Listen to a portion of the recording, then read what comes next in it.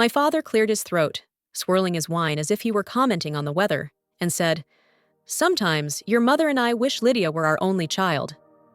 No warning, no argument, no apology. Just a sentence dropped casually across the dinner table, clean, deliberate, and irreversible. The chandelier above us hummed softly. The candles didn't flicker. The world didn't stop. I did. I'm Evelyn Moore, 34, a senior executive at a financial firm in Portland, Oregon. I manage budgets worth millions, negotiate risk for a living, and yet nothing in my career prepared me for hearing my own father erase me between dessert and coffee. Sunday dinners at my parents' house on Brook Ridge Lane had always followed a script. Perfect lawn, soft yellow light, a long dining table dressed in white linen. My mother, Marion, believed presentation was character. If the table looked right, the family must be fine. Across from me sat my younger sister Lydia, 30 years old, unemployed for months, dressed in a silk blouse she didn't pay for. Her rent was covered. Her credit card never declined. Failure in her case was considered a phase. My father, Howard, carved the chicken with the steady hands of a man who spent 40 years in insurance. He knew how to evaluate value. He knew how to cut losses. I had learned long ago that he applied those same principles to his daughters. When he spoke, my mother didn't object. She didn't gasp or correct him. She simply pressed her lips together, the way people do when acknowledging an unpleasant truth. Then I looked at Lydia. She smiled. Not awkwardly, not nervously. She smirked, lifting her fork, as if she'd just won something she'd always known was hers. That smile confirmed what the sentence only revealed. This wasn't new. It was just finally said out loud. All my life, I had been the reliable one, the smart one, the self-sufficient one. Straight A's, scholarships, promotions. I worked through college, paid my own bills, bought my apartment downtown with money I earned myself. None of it counted, because Lydia needed them, and I didn't. Earlier that evening, I had mentioned my promotion, senior leadership, bigger responsibility, a milestone I'd worked toward for years. My mother had smiled politely, then turned to Lydia and said, "You see, you don't need money or titles to be happy. My success wasn't a victory, it was a lecture." Dessert arrived, cheesecake, my father's favorite. My mother cut 4 perfect slices and placed the largest one in front of Lydia without thinking. Then came the sentence. Then came the silence. I waited for someone to soften it, retract it, explain it away. No one did. Instead, Lydia tilted her head and said lightly, "Well, maybe it's not too late to trade you in." That was when something inside me locked into place. Not anger, not heartbreak, clarity. I set my fork down, folded my napkin. The porcelain made a quiet sound when I pushed my chair back. I stood. My mother sighed, already exhausted by my presence. "Evelyn, don't be so dramatic." That was it. Not concern, not regret, just dismissal. I walked out of the house without another word. The night air outside was sharp, clean, honest. Everything the dining room hadn't been. As I reached my car, keys cold in my hand, the truth settled in with chilling precision. They didn't love Lydia more. They resented me. My independence made them unnecessary. My competence robbed them of their role as saviors. Lydia's chaos gave them purpose. My stability took it away. They didn't want 2 daughters. They wanted one who needed them. And the other one, they wished away. Looking back, that dinner wasn't a rupture. It was a diagnosis. My childhood had always operated under an unspoken rulebook, and I learned it early. I was the easy child, the one who didn't cry too loud, the one who figured things out on her own, the one my parents never worried about. Lydia was different. Lydia was delicate. From the moment she was born, the language around us split in 2. I was so mature for my age. Lydia was just sensitive. I was independent. Lydia was creative. I was capable. Lydia was fragile. Those labels followed us everywhere. When I came home from elementary school with perfect spelling tests, my mother would smile distractedly and ask, "But are you happy, Evelyn? You always look so serious." That same year, Lydia failed a spelling test, cried in class, and the teacher let her retake it. That story became a family favorite, retold at holidays as proof of Lydia's charm. No one mentioned that she still couldn't spell miracle. In middle school, I won a regional science competition. My certificate was slid into a folder and placed in a filing cabinet in the basement. Lydia got a participation trophy from a dance recital. Plastic, gold-painted, meaningless, and it was placed on the mantel like an award from the Oscars. My mother dusted it weekly. The message was never shouted. It was curated. By high school, the roles were fixed. I worked. I planned. I excelled. Lydia drifted. She tried things. She quit things. Every failure was reframed as evidence of her artistic soul. College made the divide undeniable. I earned a full academic scholarship. Tuition was covered, but everything else was on me. I worked double shifts at a 24-hour diner, came home smelling like grease and burnt coffee, studied calculus with aching feet. I remember falling asleep at my desk more times than I can count. Lydia was finding herself. My parents funded her year abroad in Europe. I received postcards from Rome and Barcelona while I saved every dollar to buy a used car. When she turned 21, they bought her a convertible because she'd been feeling sad. When I paid off my student loans, 6 years of relentless budgeting and sacrifice, I called my mother, stupidly hoping for congratulations. There was a pause. Then she sighed. "Oh, Evelyn, that's good. I'm just so glad Lydia will never have to struggle like you did." My discipline wasn't strength. It was inconvenience. At 28, I bought my first apartment in Portland. Small, but clean. Mine. I painted the walls myself, assembled the furniture, built a life brick by brick. I invited my parents over weeks in advance. They canceled the morning of. Headache, golf plans. They never rescheduled. 2 years later, Lydia moved into a rundown apartment across town. Peeling paint, broken appliances. My parents were there every weekend. My father fixed drywall. My mother filled the fridge. They bought her a brand new dishwasher. I stood in that apartment, watching my father slide it into place, and my mother said, genuinely concerned, "Well, she can't be expected to wash dishes by hand." I looked at my own hands. I didn't have a dishwasher. That was when I started understanding the real truth. My independence wasn't admired. It was resented. They loved being needed. They thrived on rescue. Lydia's chaos gave them purpose. My stability made them obsolete. I had robbed them of something by learning how to stand on my own. So they rewrote the story. Lydia was the light. I was the shadow. Lydia was the dreamer. I was the accountant. Lydia was the heart. I was the head. Every family needs a villain to make the hero shine, and without ever naming it, they had cast me. After that night, I didn't cry. I didn't rant to friends. I didn't confront anyone. I did what I had been trained to do my entire life. I worked. Work had always been my refuge. Numbers didn't play favorites. Spreadsheets didn't need you. Effort had outcomes. Truth had structure. If something didn't balance, it meant someone had lied or stolen. 3 days after the dinner on Brookridge Lane, I received an email marked confidential. Internal. The subject line was bland enough to be harmless. Preliminary audit assignment. Restructuring initiative. I was being placed in charge of a sensitive internal audit tied to a corporate restructuring. High visibility. High stakes.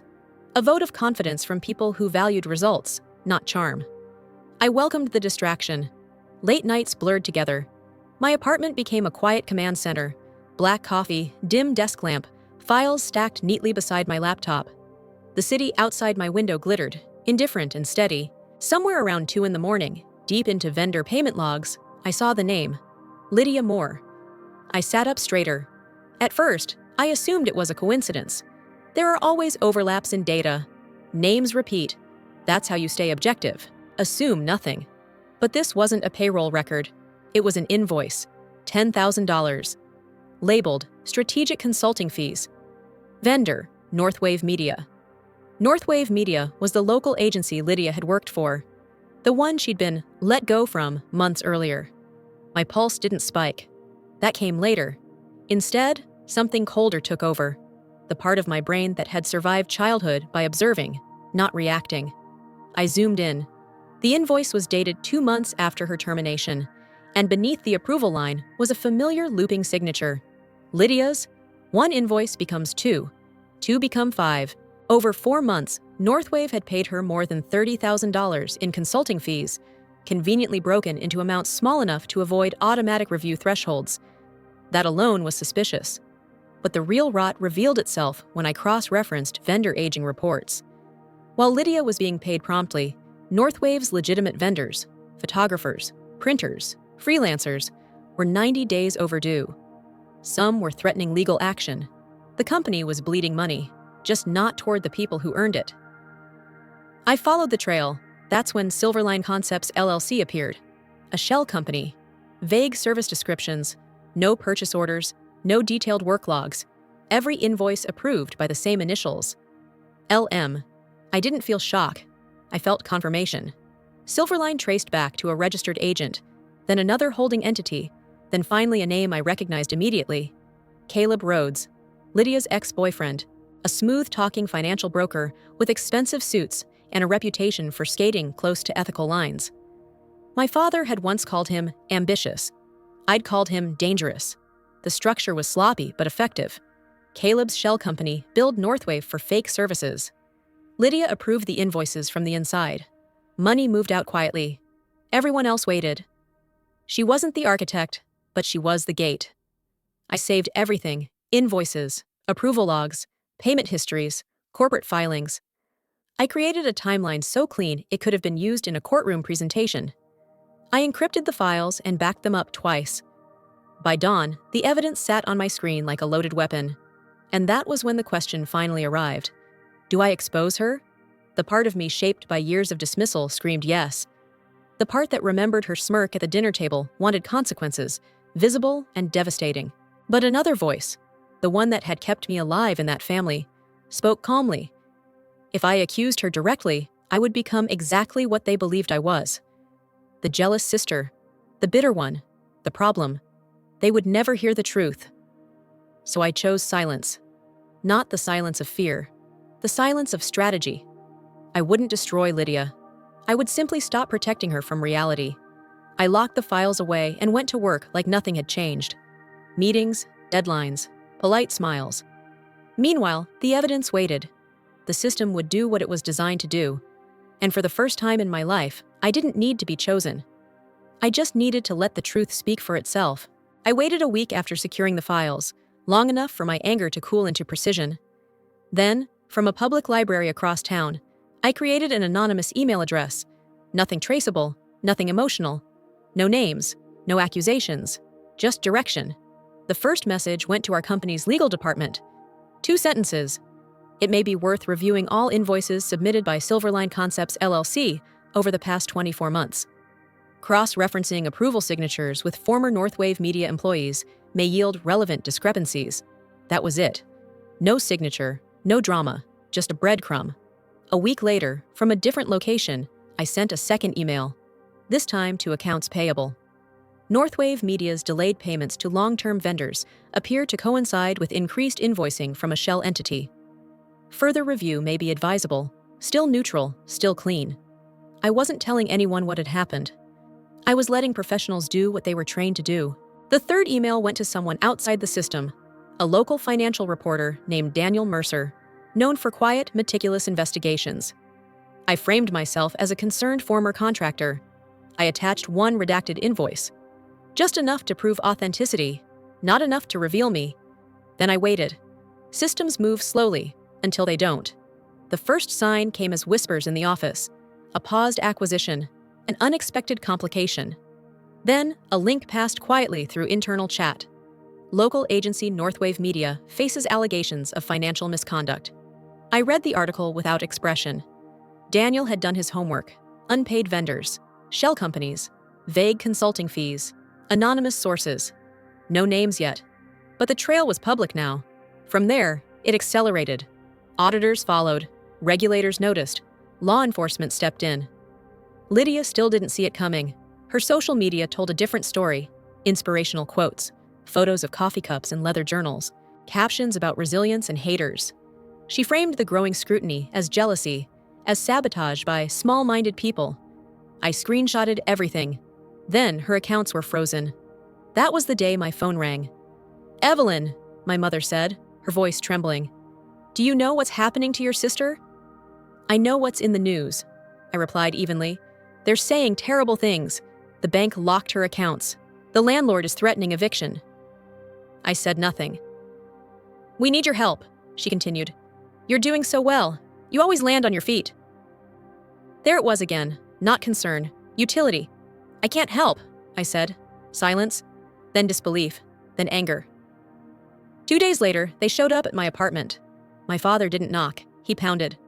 "What did you do?" he shouted the moment I opened the door. "This doesn't happen out of nowhere." My mother stood behind him, eyes swollen from crying. "You've always been jealous," she said. "This is revenge." I let them inside. I didn't raise my voice. On my coffee table lay printed articles, highlighted, timelines, public records. Nothing confidential, nothing emotional. "This is what happened," I said calmly. "A company was defrauded. Reporters noticed. Authorities investigated." My father scoffed. "You're hiding behind words." "No," I corrected him. "I'm hiding behind facts." He stared at me, searching for the daughter he knew how to fight. The emotional one, the apologetic one. She wasn't there. "This isn't revenge," I said. "This is consequence." My mother sobbed. "She's your sister." "Yes," I replied, "and these were her choices." They left without forgiveness, without resolution. A week later, the for sale sign went up on Brookridge Lane. I drove past it once. The house looked smaller than I remembered, like a set after the lights go out. Lydia was officially named in the investigation soon after. Her name appeared where my father once said it with pride. The irony didn't make me smile. It made me quiet. I didn't feel victorious. I felt settled. For the first time in my life, I hadn't begged to be seen. I had simply stopped shielding the truth, and the truth had done the rest. The verdict came quietly. No courtroom drama, no cinematic justice, just a legal notice buried in a weekday news cycle. Lydia received probation and community service. No prison, no headlines screaming her name anymore. The narrative shifted quickly, from accomplice to victim, from fraud to manipulation. The system did what systems often do for people like her. It softened the edges. The image my parents had built their lives around, the fragile, luminous daughter who needed saving, collapsed anyway. Not with a crash, with exhaustion. The call from my mother came 2 months later. Her voice sounded unfamiliar, thinner, like someone speaking from a room with no furniture. "Can we meet?" she asked. "Just once." She chose an old cafe near downtown Portland, the kind of place that smelled like burnt coffee and cinnamon, the kind she used to take me to when I was little. Before everything had a label, before Lydia became the center of gravity. She looked older than I remembered, not just tired, diminished. The careful hair, the polite smile, all stripped away by something she couldn't curate anymore. She didn't start with apologies. She never did. Instead, she stared at her hands and said, "You always wanted us to be proud of you." It wasn't a question. It wasn't an apology. It was a realization arriving 30 years late. I didn't rush to comfort her. I didn't fill the silence. "I used to," I said finally. "I wanted that more than anything." She nodded, tears gathering. "We didn't see you. We thought you didn't need us." I let that sit between us. "Not needing you," I said evenly, "wasn't the same as not wanting you." Her shoulders shook. She reached into her purse and slid an envelope across the table. Thick, heavy. "What's this?" I asked. "It's what's left," she said. "From the house, after the lawyers." The house on Brookridge Lane, the one they sold to keep Lydia afloat. I pushed the envelope back. "I don't want it," I said. "I can take care of myself." That sentence landed harder than anything else I'd said all day. She looked at me then, really looked at me, for the first time in my life. Not as the responsible one, not as the cold one, just as a stranger she had misjudged too long. She whispered my name. I didn't answer. We didn't hug. We didn't promise to try again. She left first. I finished my coffee alone. That was the end. That evening, I sat in my apartment and opened my phone. I scrolled to the album labeled Family. Years of carefully staged happiness stared back at me. Birthdays, holidays, smiles that never reached me. I deleted them one by one. No tears, no hesitation, just closure. Weeks later, I drove past Brookridge Lane without meaning to. The house looked different. New cars in the driveway, toys on the lawn, light spilling through windows that once held my silence. I didn't stop. The warmth didn't belong to me anymore. And for the first time, it didn't hurt. That same night, my phone buzzed. A message from the board. Promotion approved. director level, effective immediately. I sat there for a long moment, the city lights reflecting off my window, and felt something unfamiliar settle in my chest. Not triumph. Relief. I hadn't lost my family the night my father spoke over dessert. They had lost me long before that. All I did was stop pretending otherwise. If you listened to this story from beginning to end, I'd love to know where you're listening from. Drop a comment below and tell me your city or country. And if you want to hear more real stories from women who found their way out of silence, make sure to like and subscribe. There are many more voices waiting to be heard.